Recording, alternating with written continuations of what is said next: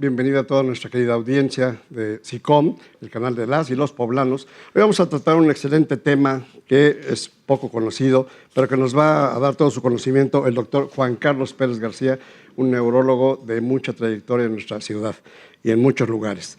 Vamos a hablar sobre ataxia, pero vamos a una pequeña cápsula informativa.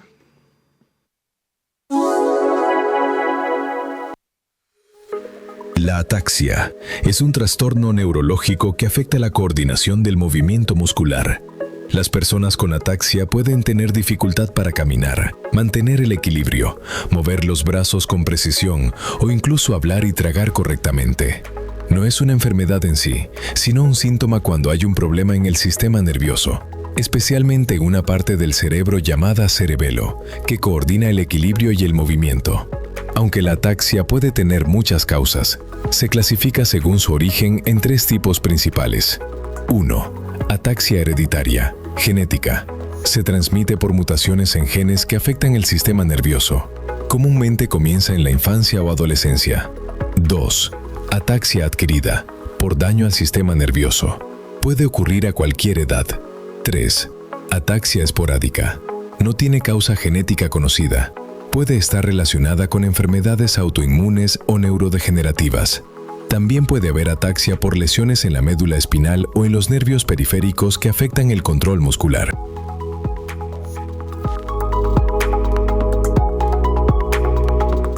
Bien, pues empezamos con este interesante tema con el doctor Juan Carlos Pérez García.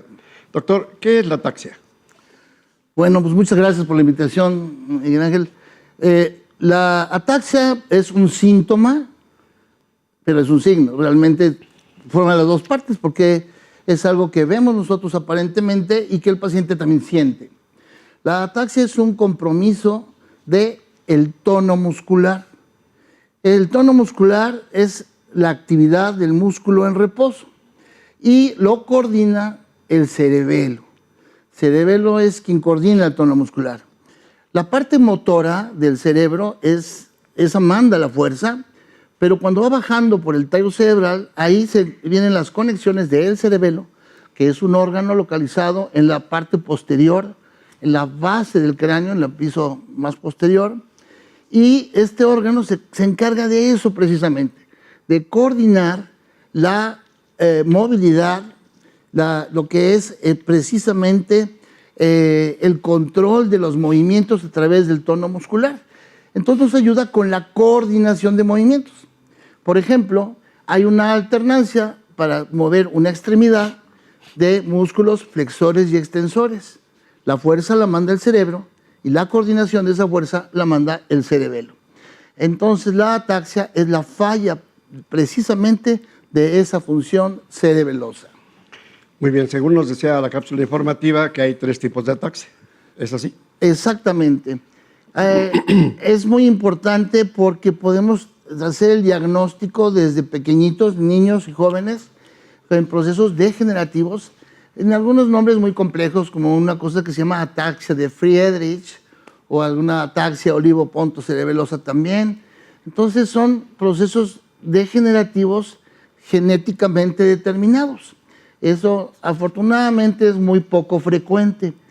Después tenemos el segundo grupo, que es la ataxia adquirida, y generalmente es por traumatismos, por eventos vasculares cerebrales, por ejemplo, hemorragias en el cerebelo, y esa sería una segunda causa. Y la tercera, que es ya en gente mayor, aunque la mayor parte es desconocida, pero hay un proceso de envejecimiento muy rápido, adelantado, proceso degenerativo, y ahí tenemos, por ejemplo, la llamada ataxia olivopontocerebelosa, nombres muy complejos. Ahora le llamamos ataxia multisistémica, y es un proceso como de envejecimiento en personas mayores que van teniendo la ataxia. Y haciendo un paréntesis para poder entender qué es la ataxia, cómo veo yo la ataxia, es alteraciones en la coordinación del movimiento, como por ejemplo cuando una persona toma unas copitas de más, pero muchas copitas de más, y viene pues de lado, se va, se cae, se tropieza, o sea, mucha incoordinación de los movimientos. Por ejemplo, para tomar un objeto le cuesta mucho trabajo y lo puede tirar. Esa es la ataxia. Ok, el único o la única área que está trastornada en el sistema nervioso en esta condición es el cerebelo. Bueno, en el 90% de las veces el cerebelo es el órgano afectado. Un 10% comparte funciones con tallo cerebral y médula espinal, pero es un porcentaje muy bajo de lesiones medulares. Lo vemos, por ejemplo, en la esclerosis múltiple, que es otra de las causas de ataxia, y comparte lesiones médula espinal, tallo cerebral y cerebelo. Ese sería, digamos, el ejemplo de donde hay lesiones fuera del cerebelo que también me pueden causar ataxia. Como lo comentaba precisamente cuando hay efectos mayores por el alcohol, por eso es que una persona no puede manejar. Exactamente, la falta de coordinación hace que tenga muchas dificultades. Si va caminando, hay caídas seguramente, y por supuesto, manejando no tiene el mayor control en cuanto al cálculo y la coordinación de los movimientos mucho menos para manejar. ¿Qué tan frecuentemente vemos este problema en la población, doctor? Bueno, afortunadamente no es tan frecuente, sobre todo los procesos neurodegenerativos de adulto mayor, que se ocuparía, digamos, el segundo lugar. El tercer lugar en frecuencia es los procesos en los niños, en los jóvenes, los procesos determinados genéticamente. Y el primer lugar de las ataxias pues, son las adquiridas generalmente por traumas o por enfermedad vascular cerebral, que es un problema pues, de salud pública mundial, la enfermedad vascular, y por supuesto que compromete las fibras cerebelosas, ¿no? Exacto. ¿La ataxia que se presenta desde la infancia está asociada a algún síndrome genético? Sí, hay síndromes muy específicos, genéticamente determinados, y de estos la más común es una ataxia que se llama ataxia de Friedreich. Hay problemas muy específicos en determinados genes, y esto lo hemos visto frecuentemente cuando hay un padre o madre que tienen el problema y lo heredan. Tienen un 30% de posibilidades. Así que, por ejemplo, si una persona que tiene esta ataxia genéticamente determinada tiene 3 hijos, uno de ellos va a tener seguramente el mismo problema de ataxia. Muy bien. ¿Se asocia a otras comorbilidades este tipo de ataxia? Bueno, se puede asociar a otras comorbilidades. Por ejemplo, lo que más vemos es en el adulto mayor, en donde pues, se asocia con síndromes demenciales, por ejemplo. Entonces, tenemos pacientes con demencia vascular que tienen ataxia asociada, enfermedad de Alzheimer con ataxia asociada, la que conocemos como la atrofia multisistémica, que es una situación muy penosa realmente porque el pacientito va perdiendo funciones, estando a lo mejor mentalmente bien, pero va perdiendo el reflejo de deglución, lo que es el habla, además de algunos movimientos. En la atrofia multisistémica hay 2 tipos, una que es parkinsónica y la otra es atáxica precisamente. Entonces es lo que vemos más asociado. En los niños, los que vienen de genéticamente determinados, por lo regular son niños sanos, solo tienen ese problema y pueden crecer y llegar a la edad adulta con muchas limitaciones por la ataxia, ya que les limita mucho para caminar, para trabajar, para hacer sus funciones, pero sí, y son niños sanos, ¿no? ¿Hay alguna infección viral que afecte el cerebelo y que pueda provocar este tipo de problemas? Claro, esa sería una de las causas adquiridas. Lo vimos mucho en COVID. En COVID precisamente vimos la afección cerebelosa y la ataxia como síntoma de una cerebelitis, que es cuando se inflama el cerebelo, viral en el caso de COVID, pero cualquier otro virus, hay herpes también que afecta otros virus. Y esto me recuerda que, por ejemplo, en el caso de los niños muy pequeñitos, de repente te llevan el niño pequeño a consulta, que el niño anda como borrachito, se está cayendo. Entonces tenemos que hacer lo que nosotros llamamos diagnóstico diferencial. En un niño es la cerebelitis, que puede ser un proceso viral, Pero también tenemos que descartar un tumorcito, que son frecuentes en los niños, un tumorcito de fosa posterior, o sea, en el cerebelo, que también es frecuente, y hacemos nuestro diagnóstico. Hay que pensar siempre en eso. La ataxia, aunque es un síntoma, o más bien un signo, pero como el paciente lo siente, pues también es un síntoma, pues es una señal de alarma. Tenemos que estar muy pendientes, porque sobre todo en niños puede ser un proceso viral o puede ser un tumor, entonces es mejor diagnosticarlo prontamente.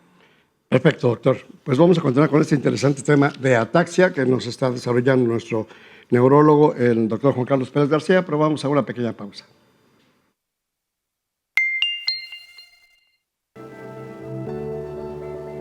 La dificultad para caminar o mantener el equilibrio es el signo más común y a menudo el primero que aparece.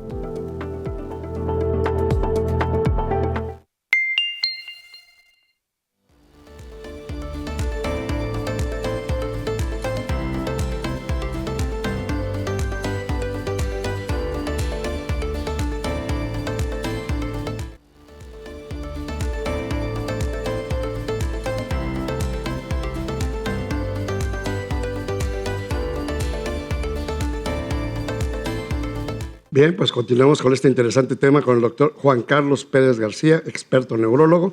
Doctor, ya nos empezaron a llegar preguntas de nuestro público y nos dicen, doctor, cuando la causa se detecta a tiempo, ¿la ataxia puede tratarse o mejorar? Claro, sí, depende la causa, ¿no? Depende de la etiología, digamos nosotros.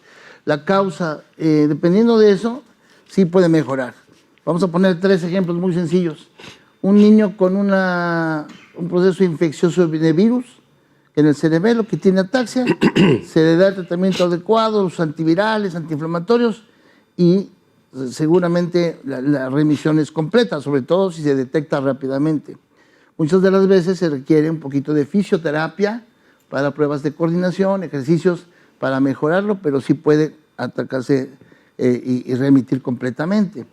En los casos, por ejemplo, de un evento vascular, una hemorragia o un infarto en el cerebelo, también con rehabilitación, a lo mejor nos tardamos más tiempo, pero puede mejorar.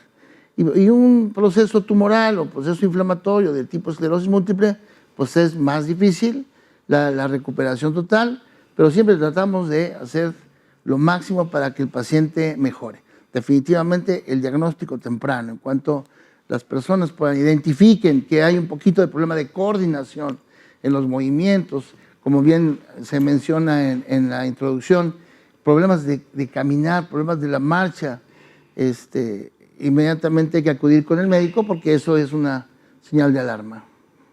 Muy bien, ¿la rehabilitación puede ayudar a mejorar la coordinación y calidad de vida? ¿Y qué tipo de rehabilitación? Sí, por lo regular mejoran, insisto en esta parte. La rehabilitación es sumamente importante en prácticamente todos los casos. Hay que mantener los ejercicios, hay que mantener esa parte activa. Son ejercicios muy puntuales, muy específicos de coordinación de movimientos. Y sí, ayuda, depende también la causa, depende también qué tan tempranamente iniciemos esa rehabilitación, pero por lo regular sí puede haber mejoría. Insisto, también depende la causa, pero es muy importante la rehabilitación temprana. ¿El mal de Parkinson se puede confundir con la ataxia? ¿Cómo no? Sí. Sí puede confundirse. Hay 2 cosas que se pueden confundir con ataxia. Parkinson normalmente es un problema en el que una primera fase es que el paciente está rígido. El temblor, eso viene en la segunda parte. Y hasta ahí no se confunde. Pero en los pacientitos con Parkinson avanzado, hacen algo que se llama disquinesia tardía, a veces por los mismos tratamientos, que es una especie de incoordinación, una especie de, como del mal de San Vito, que es lo que se conoce comúnmente, una corea. Una corea. Y entonces ahí es donde el paciente se puede confundir con ataxia, en el caso de Parkinson. ¿Cuáles son los primeros datos que presenta una persona con ataxia? Bueno, generalmente es la falta de coordinación muy fina. Por ejemplo, va a tomar la taza de café y se le cae. O va a tomar un objeto y no lo logra tener una prensión adecuada. Esa es la coordinación. Y se anda tropezando Y dice, doctor, voy caminando y como que me voy de lado. Entonces se llama lateropulsión. Entonces, esa lateropulsión indistinta, esos serían los primeros datos, ¿no? Una falta de coordinación de movimientos finos y de la marcha. ¿La esclerosis múltiple en su inicio se puede confundir con la ataxia? Sí, algunos casos, sobre todo cuando las lesiones desmielinizantes afectan tallo cerebral o cerebelo. Entonces, por lo regular, la esclerosis múltiple, que en el nombre ya lleva lo de múltiple, que presenta diferentes zonas de daño de desmielinización y que es un proceso autoinmune muy severo, pues sí, el pacientito o la pacientita, generalmente gente joven, presentan, si tienen lesiones cerebelosas, pues tienen ataxia, pero como también hay lesiones en el cerebro, entonces se suman rápidamente otros síntomas, como falta de fuerza, problemas muy importantes, problemas de sensibilidad o incluso pérdida de la vista. ¿El inicio de la ataxia es exclusivamente sobre la marcha o puede incluir la propiocepción o alguna otra de las funciones de los miembros superiores? No, puede incluir sobre todo la coordinación fina con miembros superiores. Por ejemplo, la escritura, tomar objetos, es donde puede notarse la parte fina de la movilidad, porque el cerebelo empieza a fallar en la coordinación de movimientos. Y puede ser unilateral o puede ser bilateral, dependiendo también la causa. Por lo regular, en esa parte, lo que sucede es que se puede presentar primero la falta de coordinación, pero es fino, el paciente no se da tanto cuenta. Y cuando llega el problema de la marcha, es cuando el paciente se da cuenta. Dice, me voy de lado, no puedo caminar bien. Eso es más notorio, aunque antes ya venía con problemas finos de coordinación. Tradicionalmente se ha hablado del síndrome y los datos que presentan los pacientes, por ejemplo, el Romberg, que es uno de los datos que presenta un paciente con alteraciones cerebelosas. ¿Este lo vemos en la ataxia? Sí, aunque el Romberg es un signo clínico que me afecta más lo que se llaman cordones posteriores de la médula espinal, que tiene que ver más con la propiocepción, o sea, más bien con la sensibilidad. La sensibilidad la dividimos en dos, propioceptiva y esteroceptiva. Esteroceptiva es, por ejemplo, si me pico, me pego, eso viene de afuera. Propiocepción es que si yo ahorita cierro mis ojos, puedo saber si estoy sentado con la pierna cruzada, es sentir cómo está mi propio cuerpo. Entonces, en la prueba de Romberg, lo que nos damos cuenta cuando le pedimos al paciente que cierre los ojos, que inmediatamente tiende a caerse. Y eso es más por afección de cordones posteriores. Sin embargo, un porcentaje de pacientes con ataxia por problema cerebeloso también me pueden dar este signo de Romberg, que es eso, ¿no? La lateropulsión o la inestabilidad en la marcha en el momento que quito yo la información visual. Aparte del cerebelo, ¿hay alguna estructura del sistema nervioso que sea involuntario, que se altere? No, bueno, el cerebelo tiene 3 conexiones que se llaman pedúnculos cerebelosos y las 3 van al tallo cerebral. Entonces, es el cerebelo y el tallo cerebral. O sea, pues esa sería la estructura más cercana que también podría comprometer a la función cerebelosa en la falta de coordinación del tono muscular y darme ataxia. Aparte de la exploración clínica, ¿qué estudios paraclínicos debemos solicitar al paciente? Bueno, generalmente lo que pedimos son estudios de imagen, a menos que pensemos en un proceso infeccioso en donde puedo hacer una punción lumbar, tomar el líquido cefalorraquídeo y mandarlo al laboratorio. Pero lo más común es hacer estudios de imagen. A veces es suficiente con una tomografía, aunque, por ejemplo, si pensamos en que puede ser la causa de la ataxia una esclerosis múltiple o un problema microvascular, lo ideal es hacer una resonancia magnética. En este caso, ¿qué es mejor, doctor? ¿La tomografía o la resonancia magnética? No, definitivamente es mejor la resonancia magnética. Sin embargo, a veces, por ejemplo, en los niños, un niño difícilmente se puede quedar quietecito unos 30 minutos o 40 que dura la resonancia. Lo mismo pasaría con un paciente que tiene asociado algún otro problema de memoria o, por ejemplo, un parkinsonismo asociado porque en esos casos tendríamos que utilizar sedación o anestesia para poder realizar la resonancia. Pero bueno, cada caso se valora en particular, pero sí, muchas veces es suficiente con una tomografía. Si pienso en un tumor, pues puede ser suficiente con una tomografía con contraste. Muy bien. ¿El electroencefalograma, el mapeo cerebral, algún otro estudio, potenciales evocados, por ejemplo? Bueno, el electroencefalograma, el mapeo no me dan mucha información. Los potenciales evocados sí me pueden ayudar un poquito, más bien a detectar una falla, pero no me dan tanto la causa. Por eso es que es un estudio que sí lo podemos utilizar. Me dicen, está fallando el cerebelo, pero no me dicen la causa. Por eso la tendencia es, de acuerdo a la sospecha clínica, la edad del paciente, las características de la evolución del problema, entonces pedimos por lo regular estudios de imagen. ¿Los trastornos de los movimientos oculares como el nistagmus o la misma visión se pueden alterar en la ataxia? Sí, de hecho la ataxia también interviene con el habla, porque también intervienen músculos, todo lo que es motor, por la falta de coordinación del tono muscular, y de lo mismo con los músculos extraoculares. Sabemos que tenemos 6 músculos extraoculares, 6 músculos en cada ojo, y también se alteran y podemos tener nistagmo, diplopia, que es que el paciente ve doble, inclusive algunos pacientes con caída del párpado de un lado, que se llama aptosis palpebral. O sea, sí podemos tener datos muy significativos. Incluso también a veces parálisis facial, que también se puede asociar a lesiones cerebelosas. Muy bien. ¿Los síntomas o los datos de la ataxia se presentan de forma repentina, abrupta o poco a poco? Depende de lo que lo esté originando. En los casos de problemas vasculares cerebrales, pues es súbito, ¿no? En caso de un tumor, es subagudo, se va presentando poco a poco, la ataxia va aumentando. También el proceso degenerativo es crónico, por ejemplo.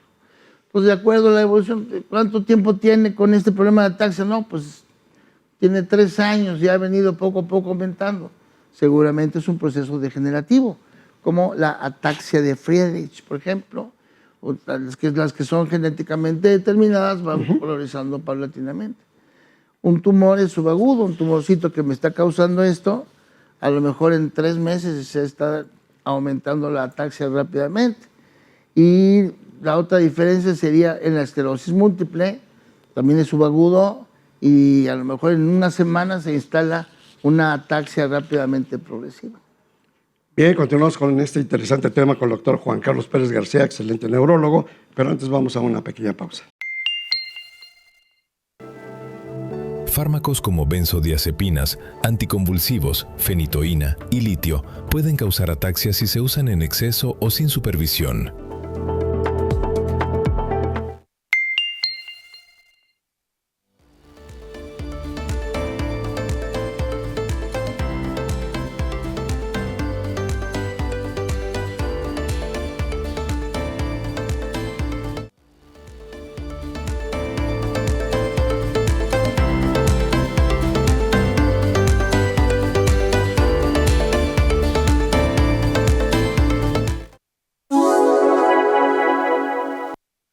El diagnóstico se basa en 1.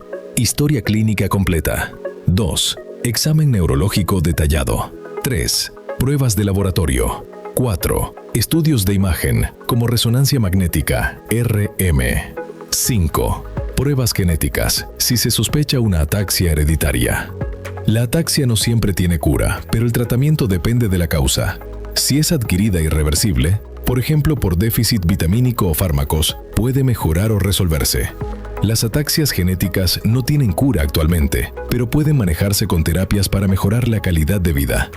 No existe un tratamiento único, pero las opciones incluyen fisioterapia, terapia ocupacional, terapia del habla y lenguaje, medicamentos sintomáticos, soporte nutricional y vitaminas. Debes consultar a un neurólogo si tú o alguien cercano presenta dificultad repentina para caminar o mantener el equilibrio, cambios en la coordinación, problemas para hablar o tragar, temblores o movimientos involuntarios. Cuanto antes se identifique la causa, mayores las posibilidades de tratamiento y adaptación. Bien, pues agradecemos a nuestra audiencia, a nuestro público por continuar con nosotros tratando este interesante tema con el doctor Juan Carlos Pérez García, excelente neurólogo. Doctor, nos llega otra pregunta a nuestro público que dice, en el caso de la ataxia hereditaria, ¿la causa es por los genes de la madre o del padre? Bueno, es que esto puede ser variable, generalmente es genético por parte de la mamá, es el mayor porcentaje, esa es la parte hereditaria. Pero hay una gran variedad de afecciones genéticas. No todas se han logrado determinar todavía, pero sí, el mayor porcentaje es por parte de la madre. Muy bien. ¿Las personas que consumen en exceso alcohol pueden llegar a desarrollar una ataxia permanente? Sí, de hecho el cerebelo es el órgano que en el caso de una intoxicación etílica es el que primero se afecta. El cerebelo, incluso antes que el cerebelo se afecta con el alcohol. La ingesta crónica de alcohol o de otras drogas puede ir ocasionando daño cerebeloso permanente.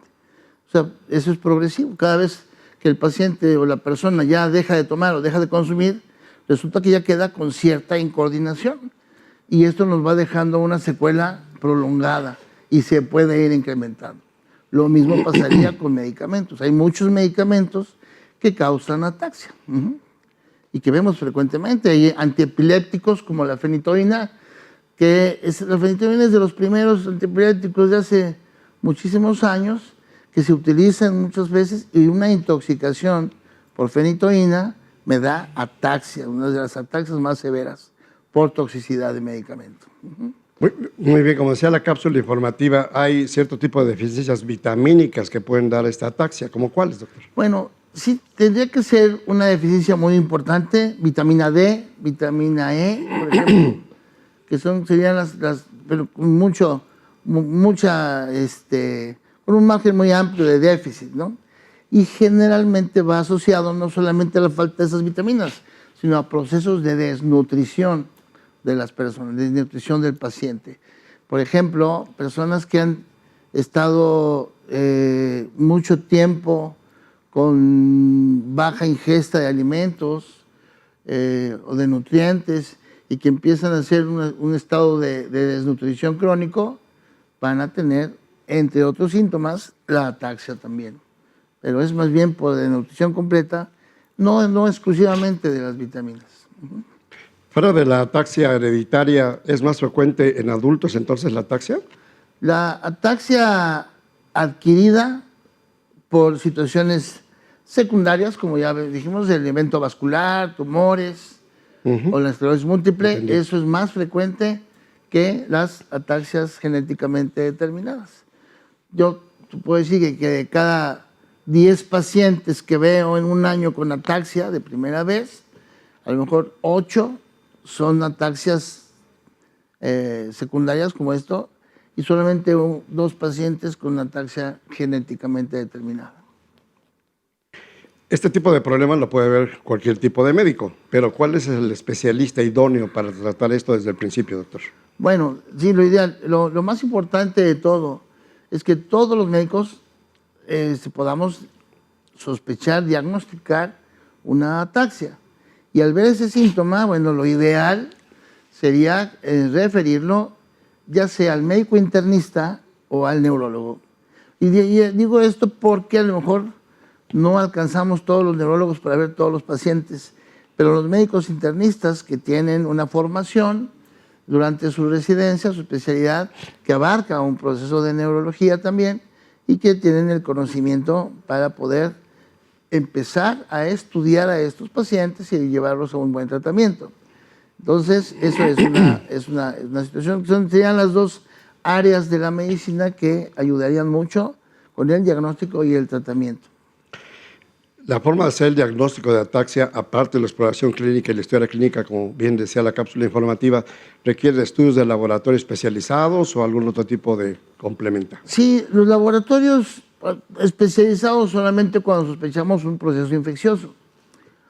O, por ejemplo, hay veces que pacientitos que tienen leucemia o linfomas pueden hacer metástasis, es decir, una siembrita de la lesión tumoral a las meninges y entonces la llamamos nosotros carcinomatosis meningia. Y muchas veces las meninges pueden también comprometer el cerebelo. Entonces sería, ahí por ejemplo, sí necesitamos hacer estudios de líquido cefalorraquídeo y otros estudios más específicos para el diagnóstico de la causa de ese proceso tumoral que está comprometiendo el cerebelo. Igual pasa con las infecciones. Entonces hay que hacer punción lumbar, líquido cefalorraquídeo, que sería el examen de laboratorio más complejo. De ahí, pues sí, definitivamente los estudios de imagen nos sacan de muchos problemas porque nos pueden apoyar con el diagnóstico fácilmente. ¿Hay algún tipo de tumor como el meningioma o astrocitoma o el glioblastoma multiforme que se originen a nivel de esta región olivopontocerebelosa? Sí, aquí en adultos es poco frecuente un tumor cerebeloso. En el caso de los niños, hablamos nosotros tumores de línea media, de fosa posterior en niños. Hay 4 que son los más frecuentes y los 4 son gliomas. Los tumores llamados gliomas son tumores malignos de diferente grado, como por ejemplo el astrocitoma quístico del cerebelo. Es un quistecito lleno de agua en el cerebro y es un astrocitoma, es un tumor, pero crece en el cerebelo. Todos estos generalmente son en niños, son los diagnósticos que tenemos que hacer. Otros como el ependimoma, el meduloblastoma, pues se presentan ahí en los ventrículos, en la cavidad que están ahí pegadito al cerebelo. Entonces, aunque no crecen directamente en el cerebelo, pues sí, se compromete rápidamente el cerebelo, ¿no? Esos serían los más frecuentes. También tenemos la causa traumática, porque pues hay traumatismos como el traumatismo craneoencefálico en fosa posterior. Las personas que se caen hacia atrás y se pegan pueden comprometer el cerebelo, una contusión cerebelosa y andar con ataxia. Igual, personas mayores que se cayeron hace 2 meses empiezan a desarrollar un coagulito, un hematoma le llamamos nosotros, o sea, un coágulo ahí entre el cerebelo y el hueso, y al ir creciendo va comprometiendo y la persona empieza a tener una ataxia progresiva, que sería también un dato de alarma. Y preguntamos entonces, sobre todo en personas mayores, si tuvieron alguna caída, un golpe, y resulta que sí, un golpe fuerte. ¿La ataxia puede tener una cura definitiva o siempre queda alguna secuela? Bueno, depende la causa. Por ejemplo, niños con cerebelitis, o sea, un proceso infeccioso viral, se atacan rápidamente y pueden quedar al 100%, sin problema. Hay otras causas pues, que sí me dejan una secuela, que puede ser leve, y otras más severas. Por ejemplo, hemos tenido pacientes que tienen una hemorragia cerebelosa por hipertensión arterial, que es una de las causas comunes de hemorragia. Y esa hemorragia cerebelosa pues, me deja una cicatriz. Me deja ya una ataxia que mejora mucho con la rehabilitación, aunque queda un porcentaje, 15-20% de déficit de coordinación. O sea, depende de la causa. Por eso es importante hacer el diagnóstico lo más pronto posible. ¿Qué tan discapacitante es la ataxia para la persona que la padece, doctor, para su trabajo, para sus labores cotidianas? Bueno, definitivamente porque yo tengo una ataxia, como decimos, bien puesta. La ataxia pues, no me deja hacer funciones, sobre todo, por ejemplo, el traslado. Un paciente con ataxia se le dificulta mucho tomar el transporte, manejar, se le dificulta mucho, no solamente ya llegando al trabajo, sino llegar al trabajo, precisamente por esa dificultad que tiene en la coordinación de sus movimientos. Entonces, independientemente de que cuando de repente alguien ve a un paciente con ataxia en la calle, lo primero que piensa es que está tomado. Claro. Pero bueno, esas son las situaciones complejas que nuestras personas con ataxia sufren desde el punto de vista emocional también. ¿Personas que padezcan diabetes, hipertensión o algún otro tipo de enfermedad, se puede asociar a la ataxia? Sí, se incrementa el problema, sobre todo cuando las causas es la enfermedad vascular cerebral. Sí, se incrementa. Un pacientito que tiene una ataxia leve, pero tiene un descontrol metabólico, que le subió el azúcar, se incrementa en forma significativa el síntoma de ataxia. O sea, son pacientes que tienen que estar controlados, sobre todo si tienen comorbilidades como la hipertensión o la diabetes, que son bien comunes en los pacientes. Pacientes que presentan neurorinitis vestibular o algún otro trastorno del tipo vestibular, ¿se asocian a la ataxia o puede confundirse? Puede confundirse. Problemas de oído interno. Ya puede ser igual un problema circulatorio de oído interno o un proceso inflamatorio, una otitis, una infección, que sí, también se confunde mucho con la ataxia porque en este caso se compromete la parte de la estabilidad del equilibrio, que es un nervio, que es el octavo par craneal que está ahí adentro, que es el que se encarga también precisamente de la estabilidad y el equilibrio. Se confunde muchísimo con las enfermedades. Es una de las cosas que tenemos que diferenciar o que descartar que tenga un problema de oído interno.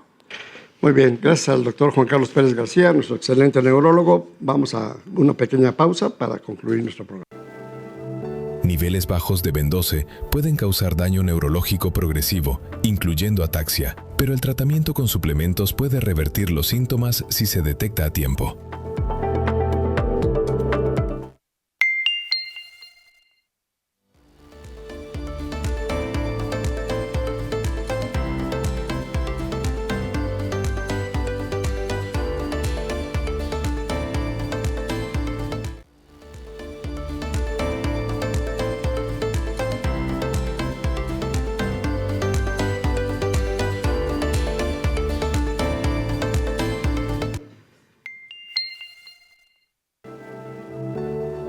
Es la forma hereditaria más común. A menudo aparece antes de los 25 años y puede provocar miocardiopatía además de problemas motores.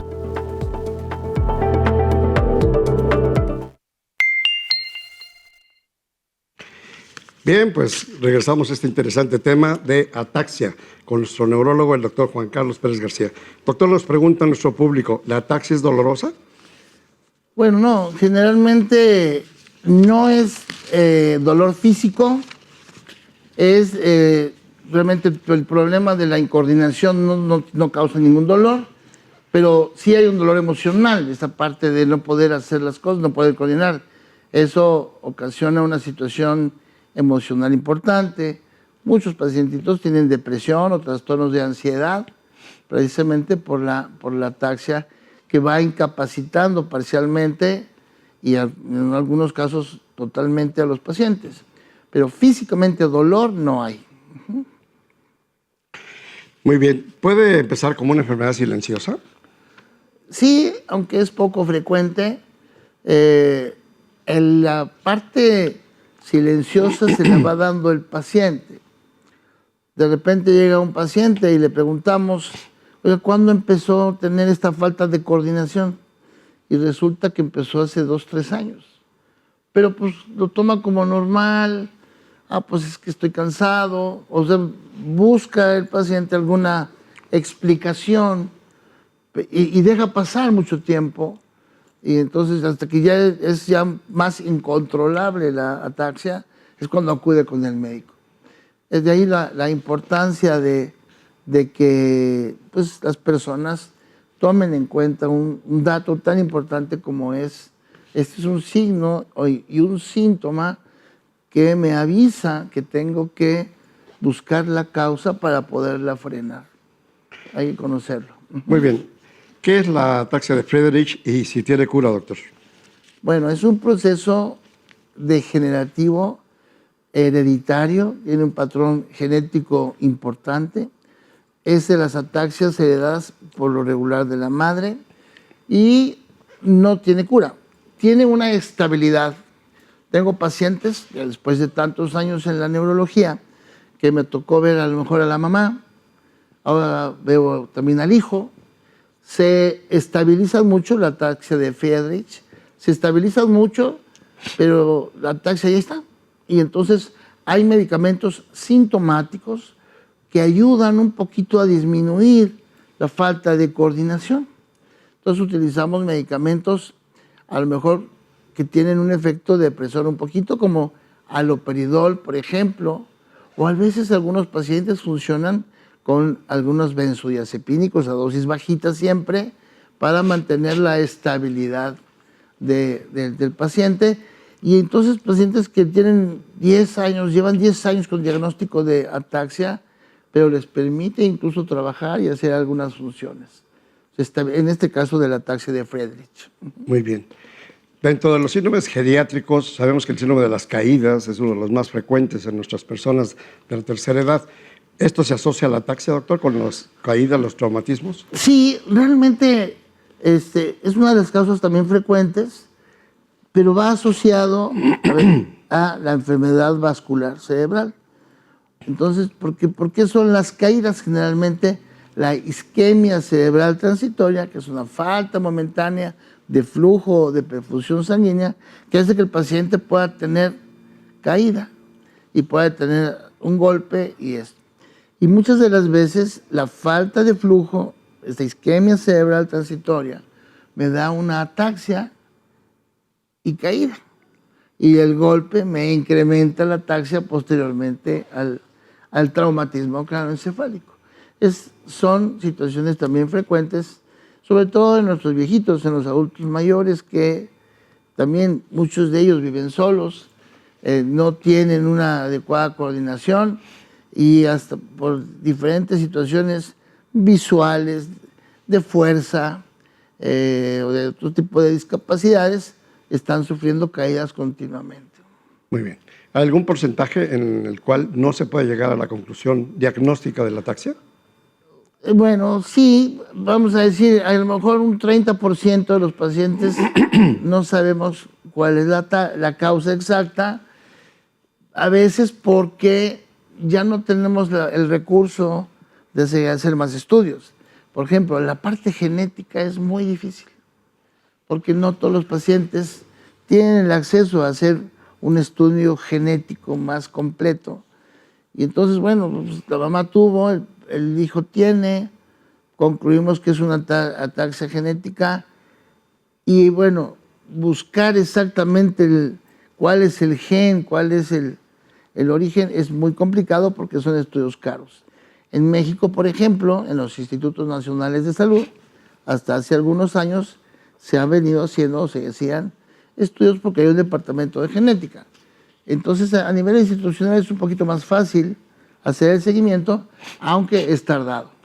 Y en fin, al final de cuentas, me dicen los pacientes, me han dicho 2 o 3 pacientes, bueno, doctor, ¿de qué sirve que tenga yo ya un gen si no me voy a curar? Y bueno, tienen cierta razón, pero bueno, esa es la parte también complicada de este padecimiento. Mencionaba las benzodiazepinas como parte del tratamiento. ¿Hay algún antivertiginoso o algún otro tipo de medicamentos que se pueda usar? Sí, esto es así una situación un poquito contradictoria. Por ejemplo, tenemos medicamentos que usamos para el vértigo que desencadenan ataxia. Sí, y que sin embargo también pueden funcionar para disminuir un poquito los síntomas de la ataxia. Generalmente es muy complicado porque es tratar de regular los neurotransmisores, excitadores, inhibidores neuronales para que se mantenga una estabilidad. Por eso es que funcionan las benzodiazepinas a dosis muy bajitas, para bajar sobre todo esa inestabilidad que sucede. Hay otros medicamentos, se usan algunos antigripales como la mantadina, que también ayuda un poquito a disminuir el movimiento anormal de las ataxias. Pero sí, es complicado. No todos los pacientes responden igual a todos los tratamientos. Claro. El difenidol o la betaistina que usan mucho los otorrinos para trastornos de vértigo, mareo, ¿tienen algún papel en la ataxia? No, realmente se utiliza poco para la ataxia, es más bien para el síntoma vertiginoso, no tanto para el síntoma de ataxia. Son muy buenos para bajar un poquito el tinnitus, que es el zumbido, el acúfenos, bueno, baja eso, y también la estabilidad, pero no tanto específicamente en el problema de ataxia. ¿Qué recomendaciones le puede dar a las personas que padecen ataxia, doctor, o a la familia que tiene que acompañar al paciente en este problema? Bueno, tienen que buscar un buen tratamiento con lo que se mantengan más estables Y una de las cosas importantes es precisamente que todo su entorno sea favorable. Me refiero a, por ejemplo, facilitarles el espacio para moverse, evitar que tengan, por ejemplo, muchos escalones o que tengan muchos muebles y que tengan que ir sorteándolos. Entonces, tratar de facilitarles el espacio en donde se desarrollan para que esto pueda ayudar un poquito. En el caso de las escaleras, los barandales y algunas otras medidas de seguridad para evitar que el paciente tenga alguna caída por la misma ataxia, ¿sí? También, por ejemplo, en la mesa, si pongo 16 entre platos, pues es más complicado el paciente. Ponerle lo más sencillo, lo mínimo en cuanto a su plato, su vaso, su taza, lo menos que se pueda, para que tenga un poquito más de espacio en cuanto a la actividad. Y mucha terapia de rehabilitación, eso es importante. Muy bien, pues agradecemos muchísimo la participación de nuestro excelente neurólogo, el doctor Juan Carlos Pérez García, para desarrollar este tema de ataxia. Muchas gracias a nuestro querido público y nos vemos en la siguiente exposición.